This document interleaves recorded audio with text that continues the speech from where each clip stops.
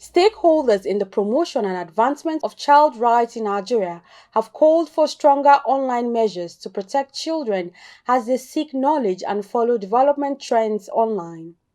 At a one-day stakeholders meeting this Tuesday in Abuja, they expressed worries that despite increasing traction in the area of digital literacy, little attention is being paid to the issue of digital safety for children in the country, and are demanding for a change now. Clevis Gloria Atta was at the dialogue and now brings us details from the event.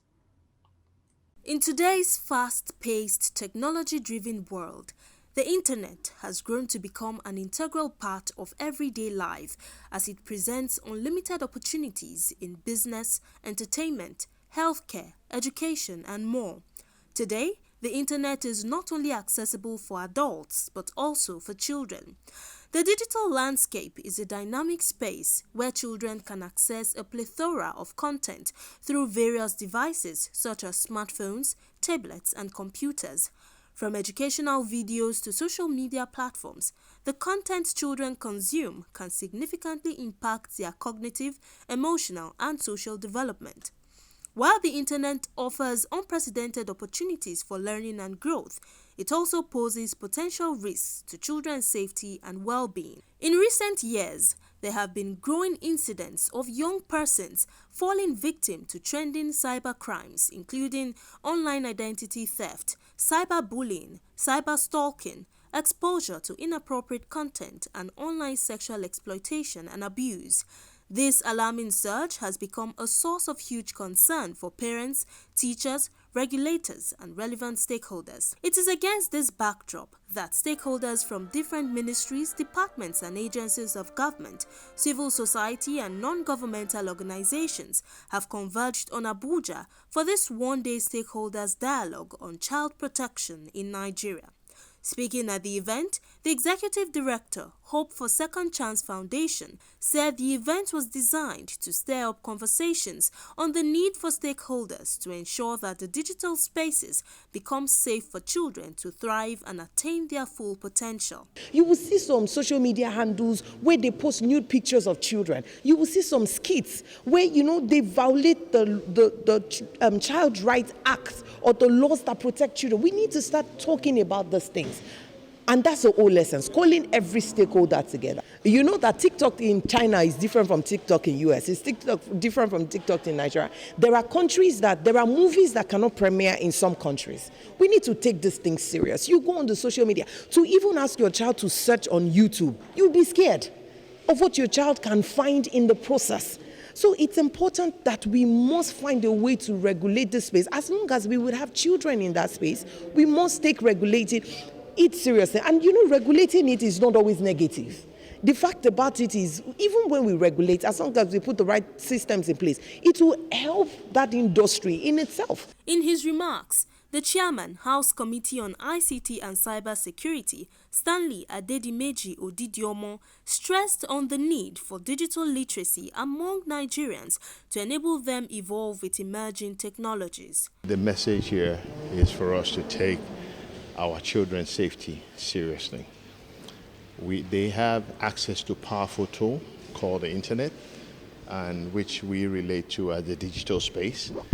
And it's important that we guide them in the secured usage of that tool, because there are ways you can use technology. You can use it a reckless way, or you can use it in a secured way.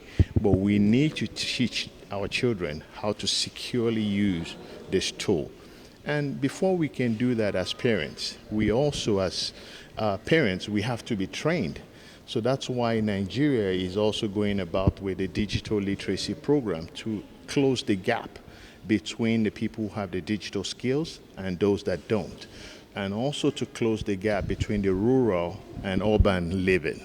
So all of these things, are, very much needed. In order for us to also curb crime, we also have to take these things very seriously. Other stakeholders at the dialogue also stressed on the need to come up with workable solutions to navigate the digital landscape and foster a safe and secure online environment for children. Every young person has the tendency of becoming rebellion, it's natural, but there must be controlling mechanisms that we are supposed to be on charge of, and we're actually learning away from. Between my parents and today, I think we have like 3 generations. I think I think there's Gen Z, then there's also the Gen Alpha, and each generation is more knowledgeable than the other. If we want to take our kids in this generation, we need to have situational awareness of what is going on in their lives. Some parents don't even know about homework. They don't ask, they leave these things for the households to do, family members. So as much as possible, if you are present, because we especially talked about acronyms. Some of the time, my daughter tells me some acronyms, I don't even know what they mean. So I have to educate myself, and I carry it to go anywhere. So when I see those acronyms and I see something like I can tell. Your child will eventually leave your home, whether you like it or not. You cannot have the child, raise the child, and the child will stay in your house to marry and have his own children. At a point, the child must go to school. The child must mix with other people. The child must go to church.